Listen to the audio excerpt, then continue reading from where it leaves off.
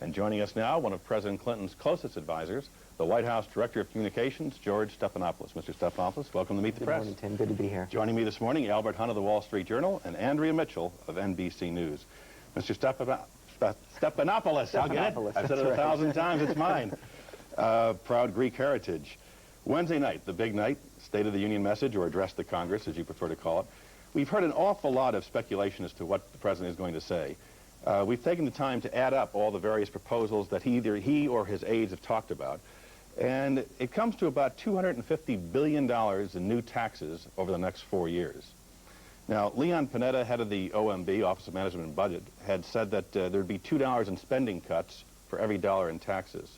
So can we expect about $500 billion in spending cuts over the next 4 years? Well, I don't know if that's an accurate calculation right now. The President is still working out the final details, and as you know, he's going to announce them on Wednesday night. But I think what we're searching for is balance between the spending cuts and the tax cuts. We think that's what's important. The President has shown that he's committed to real spending cuts already in the first 3 weeks of his presidency. As you know, he's cut the White House staff by 25%, a real cut of 350 positions. He's ordered an across-the-board cut across every government agency of $9 billion over the next 4 years. Again, a real cut. And there are going to be close to 150 specific spending reductions in the President's budget plan when it comes out. We're searching for balance between revenues and spending cuts, and we're committed to real spending reductions. But I don't know about your exact numbers. Well, it's not mine. It's Leon Panetta, a member of your administration, who said that it would be 2 to 1. So that is no longer operative. Do you think it will be closer to $1 in taxes and $1 in cuts? I think we're looking for balance, yes. About dollar to dollar? Well, again, I don't know the exact ratio, but rough balance. Let me talk about taxes a little bit. In the campaign, certainly in the primary, certainly in New Hampshire, the first ad that was on television for the Clinton campaign was that the linchpin of the economic plan was a middle-class tax cut. That was later abandoned by then Governor Clinton. However, in the debates, a month before the election, he said that he would not raise taxes on the middle class to pay for his program. And yet, every discussion we've had with administration officials indicate he clearly is going to raise taxes on the middle class. Well, I think that was actually a very careful phrase. Let's go back to the context of the campaign and the context of the debates. The President refused and was very explicit in refusing to say, read my lips. He said, I can't make read my lips promises. I can't account for changes in the economy. I can't account for what crises we might see. And that's exactly what's happened. I know we've had some discussions about this, but by any standard, the deficit has gotten larger since President Clinton has taken office. The OMB last summer said the deficit would be about $70 to $120 billion lower than was projected by Mr. Darman when he came into office. And at the time, Governor Clinton was running against a president who was not keeping straight on the budget, who was promising across-the-board tax cuts and a balanced budget at the same time. He said, I'm not going to do that. I'm not going to say read my lips. What he will say, and what the President is committed to doing, is coming forward with a tax package that is fair. Those who can pay the most will pay the most. And I think when the American people see the package, they're going to say, this is a fair package. But through the campaign, he did use the Congressional Budget Office numbers, assumptions. Leon Panetta, your OMB director, Congressman Steny Hoyer of the House Caucus, Congressman Sabo, the new House Budget Committee, all said they were aware in August the deficit was going up, and so should the President have known. So, but let's set that aside for a second. Well, let me just say one other point, though. Even on the CBO calculations, the deficit is about $30 billion larger than they said in August. The deficit is getting bigger. Let's go back to the point, taxes on the middle class. If he really meant what he said in that debate, I will not raise tax on the middle class to pay for my program, then why is he raising taxes on the middle class? Well, there is a deficit problem. He is also going to scale back the spending of his programs in order to come forward with a balanced package that achieves both spending cuts and tax increases. The important thing is to look at the whole package, say, is it increasing investment? Is it bringing the deficit down? Is it fair? And the President's package is going to meet those goals, and it's going to make sure that we invest in job creation and growth, which is what he was elected to do. A tough sell. How does the President plan to sell this program over the next few days? Well, the President's been engaged in helping the American people understand the program from the very start of his presidency. He's given 2 radio addresses. He went to the American people last week in a town meeting. He has kept his commitments of reducing the White House staff, of reducing the government staff, of making sure that you take on the special interests like drug companies who are profiting at the expense of the American people. He's come through with those commitments. Tomorrow night he's requested time to sit from the Oval Office and talk to the American people about how he's putting this plan together. about the principles that he's following as he prepares the plan, and about what the country is facing right now. He wants to make sure that the American people are engaged in this process, that they understand that he's engaged with them in fixing the problems of this economy, and that's what he's going to do. He'll also go out into the country after the package. So he wants to address the nation from the Oval Office at 9 p.m. tomorrow night? Yes, sir. And then Wednesday night will be the State of the Union? Exactly. He'll be addressing Wednesday, and then barnstorm across the country? Yes, sir. Albert? We've talked a lot this morning about middle-class tax cuts or middle-class tax increases. How does the Clinton administration define the middle class, Mr. Stephanopoulos? Well, I don't know that we can get into any hard numerical number or income level. It's essentially people who are working for a living, who get by on what they make, and who are trying to play by the rules and do the best they can in this economy. Let me ask you then, do you think a couple living in, say, an industrial Midwest making $60,000 a year, working couple, do you think that's middle class? I think yes. So do you think that they will have their taxes significantly increased under this proposal? I think the president has said that he's going to come forward with the details on Wednesday. He has also said that all Americans are going to have to contribute. But what the president is committed to doing is making sure that if he asks for a contribution from that Midwest family earning $60,000 a year, you can be sure that a New York or Wall Street lawyer earning $1 million a year is going to pay a lot more. Mm-hmm. When you look at the package, everybody is going to pay their fair share. Let me ask you this. You've talked, too, about a one-for-one or a two-for-one spending versus taxes. Other than defense, on the pure spending side, I'm not talking about increasing Social Security taxes, for instance, but just spending. Can you give us just one or two programs that involve spending cuts? Well, I can't give you the specifics. That's for the president to do on Wednesday. But as I said a little earlier, there are going to be cuts in every single government agency, and there are going to be close to 150 specific spending reductions in the president's plan. He's serious about spending cuts in a way that no other president has been serious. We've heard a lot about it before, but nobody's done it. This president is committed to doing it. Isn't a lot of it the waste, fraud, and abuse and people, stuff like that? Are you actually going to cut programs, specific program cuts in domestic spending areas? There are 150 specific spending cuts in the president's package, close to 150. He'll come forward with the details Wednesday. How much do they add up to? Well, again, we don't have the final numbers, but there's going to be a rough balance between spending cuts and revenue increases. But that'll include defense. Absolutely. Right. And that'll be would you agree that that'll be the majority of the spending cuts will be in the defense area? Well, a lot of the defense... The majority? Well, I don't know about the majority, but a lot of the spending cuts will be in the defense. The president has called for prudent reductions in our defense consistent with our security requirements, but there will be cuts in every single government agency. Let me ask this. You've talked about capping executive pay, or at least using the tax code to try to limit the deductions. Taking away the deductions, right? Exactly. When you propose that, that will affect not just high-powered Wall Street investment bankers, but will that also affect people like, say, Michael Jordan, or, heaven forbid, network anchors? Well, I don't know how the definitions are going to be, but right now, corporations and others get deductions for their executive pay. They just take it off the books, and that's a little outrageous when you see how much faster executive salaries have gone in comparison to other salaries. That's got to be limited. What we're saying is corporations can pay their executives whatever they want to pay, but the taxpayer shouldn't be subsidizing. Same with what the Chicago Bulls pay Michael Jordan now. If that's deductible, then we have to look at it. Let me just try one final question. That is, it would appear the economy is having a pretty good recovery right now, and there's some who say, including some Democrats, who say, why do you want to have a stimulus package right now? There's always a lag time, won't take effect for 4 or 5 months. That really may just muck up things a little bit. Well, I think that's not true. If you look at the economy, clearly it is doing better, in large part thanks to increased confidence since the president's been elected and the belief that he's going to follow through on his economic commitments. But job growth is lagging. We've had 14 straight months of over 7% unemployment. The increases in the jobs has not been what we normally see in a recovery. We still have the same amount of jobs as we had in the trough of this recovery. This president is committed to putting forward a package that increases investment in job creation now, and that's what the stimulus is going to do. We hope over 200,000 jobs by the stimulus package. Andrew? Did Bill Clinton, in any of these crucial primaries in New Hampshire, Illinois, or Michigan, ever tell people that they were going to face Medicare cuts? Well, the president has committed to making sure that if there are any cuts, we focus it on the providers and the doctors who are responsible for the cost spiraling out of control. But $35 billion of reported Medicare cuts, that's a very big number. How is that going to work? Well, the president is committed to controlling the costs on doctors and hospitals. We haven't, again, landed on a specific number. I can't come forward with the details today. That's for the president to do on Wednesday. But he's committed to protecting beneficiaries right now and going after the doctors in the hospitals, which is where the real savings can be. Now, also on the subject of health care, he indicated throughout the campaign that the savings from health care reform, cost controls, would pay for universal access. That's not going to work now. We hear from the head of the Congressional Budget Office that that couldn't possibly work in the near term. We hear from the president's own staff people working on the health care task force that they're going to need $30 to $90 billion a year to pay for universal access. What went wrong there? Well, the numbers, as you know, healthcare costs are spiraling out of control.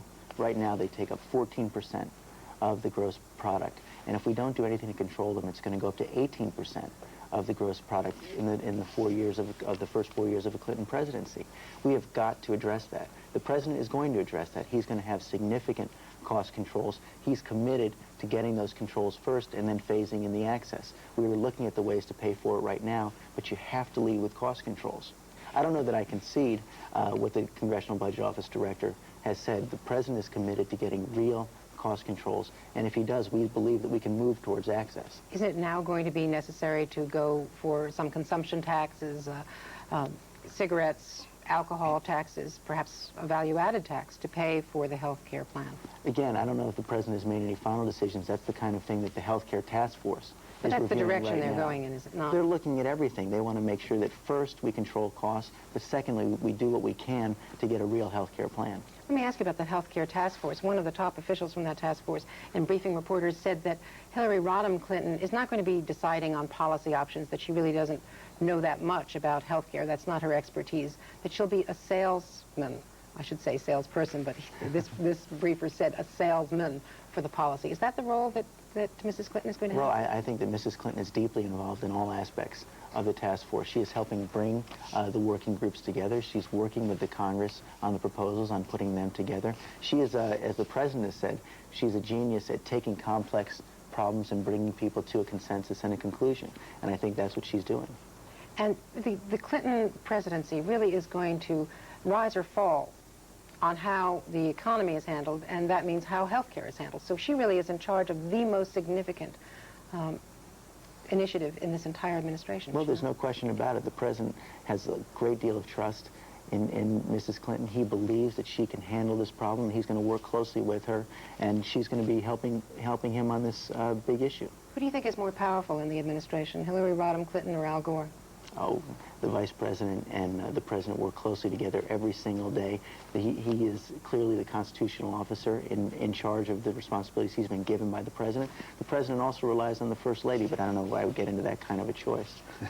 I'm not sure that was an answer either, George. Mr. Stephanopoulos. Let me ask you another question. There had been discussion of a question time in Congress the day after the State of the Union, where the president would return to Congress and take questions like the parliament system in Great Britain. Will he do that? Well, I'm not sure. It's something we're looking at. As you know, the Majority Leader of the House, Richard Gephardt, has asked that we consider that, and we're looking at it. But it may happen as early as this Thursday morning? Well, again, I don't know yet, but we're talking about it. You should also know that no one at this table would be involved in the deduction or the cap on executive salaries over $1 million. Let's just stop. We have to take a break. We'll be back right after this message. Meet the Press is sponsored by the Archer Daniels Midland Company. ADM, supermarket to the world. Something is terribly wrong with these pictures, but you could look all day and not see it. The problem is carbon monoxide, an invisible, deadly pollutant emitted in auto exhaust.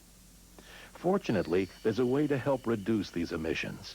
Ethanol, a renewable fuel derived from corn grown by the American farmer. And now, for the first time ever, the Clean Air Act requires ethanol and other oxygenated fuels to be used in 39 of the nation's most polluted cities during the winter months. When this program was tested in Denver in 1988, atmospheric levels of carbon monoxide dropped 8% in the first 2 months, and they're still dropping.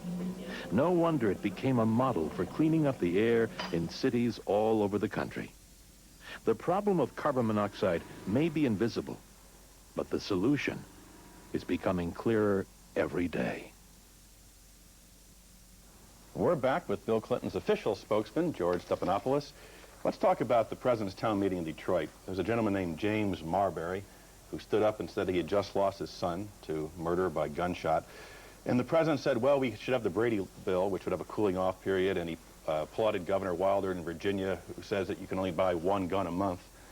And then the president went on to say that he doesn't think we're well served by having a bunch of 14 and 15-year-old kids out there with handguns shooting each other because of blood battles between gangs. It's wrong, and we've got to do something about it. Will the president move to ban handguns, all handguns? I don't know about a ban on all handguns. What he said is, number one, that he does want to pass the Brady bill, which will make a difference immediately on the streets. But more, just as important as that, he wants to pass the entire crime bill, get more police on the streets, get more help to local law enforcement, do something about assault weapons. That bill's been languishing for the last 4 years under this president, and it landed on under President Bush, and he vetoed it. We need to get action now, and that's what the president is committed to. But the president was talking about, specifically about 14 and 15-year-old kids with guns. Why not just ban handguns and get them off the street? Well, I think he wants to move in that direction, not in the direction of necessarily an all-out ban, but of controlling the guns. You do that by controlling assault weapons. You do that with the Brady bill. You do that by getting more police on the street. A couple other things he said at that town meeting, which were described by the Wall Street Journal as politely as disingenuous.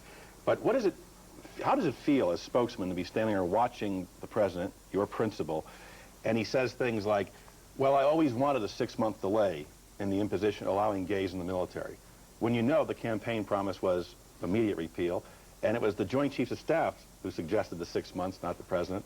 Or he said, well, I really never put forward the name of Kimball Wood as Attorney General when everyone in the press corps and in the administration knew that name had been floated rather heavily, shall we say. What happens inside your stomach when you hear him do that, knowing the next day you're going to have to clean up after it? Well, I don't know that I agree with your characterizations. The president has been committed throughout the nomination process to the privacy of the people that he's interviewing. He's done everything he can to protect the privacy of the people, and he was very angry when Judge Wood's name was in the paper, and he believes that deeply, and it's true. He was deeply disturbed by that, and it's unfortunate the name did get out because he had not made any final decisions. On the other issue, I think the president, as you know, did talk about repeal immediately when he first was during the campaign, but immediately after the election, he did start to engage in discussions and to figure out different ways to deal with this so there wouldn't be a controversy with the military. He was immediately willing to consider different ways to delay, but the Republicans in the Senate said, no matter what you do, we're going to force a vote on this proposal immediately upon entering the Congress, and that's what the president was referring to. But he would have preferred to have gone forward immediately and not having to wait 6 months on allowing gays in the military. In the campaign, that is true, is in putting people first. He does understand the difficulties. He wanted to make sure that we came up with a compromise that kept his commitment, but also respected military morale and cohesion. He was trying to come up with a compromise to do that. The Republicans in the Senate said, no way, we see a political issue here. We're going to force a vote immediately. But the issue of credibility, are you concerned if this dancing on a pin, this waffling, it does undercut credibility eventually as it begins to accumulate? People say, isn't this just a bit too cute? I think the president's been remarkably straight with the American people. He went out last week and faced a woman from the middle class who said, are you going to raise my taxes? And he said, listen, I'm not going to have smoke and mirror budgets anymore. I can't tell you we're not going to ask everybody to contribute, but I can tell you that the package is going to be fair. He's shooting straight with the American people. We've been left with a mess after 12 years of economic decline. We've had higher deficits from presidents who promised us lower deficits. He says, I've got this problem now. I'm going to fix it. I'm going to ask the American people to help, and we're going to get some real change. Albert. Let me go back to Judge Wood for a second, sir. Several of your people, top officials, told Judge Wood and told reporters that the American public could never quite understand her perfectly legal hiring of an alien 8 or 9 years ago as compared to Zoe Baird's illegal hiring of an alien. That radio talk shows would get the best of her. Doesn't that show a contempt for the American people's intelligence? Not in the least, Al. I mean, the issue with Judge Wood was, in the end, you have to have an awful lot of faith in your Attorney General. The president hadn't made up his mind. As you know, she was questioned during the process, and the president wasn't given all of the information that he needed to make a decision. He does respect her integrity. He respects her legal career, but you have to consider a lot of different factors. when you're going forward with an attorney general. Why do you think, in the latest Time magazine CNN poll, the president's unfavorable rating has climbed to 32%? Rare for a president 3 weeks into office to have his negatives rising. Why is that, do you think?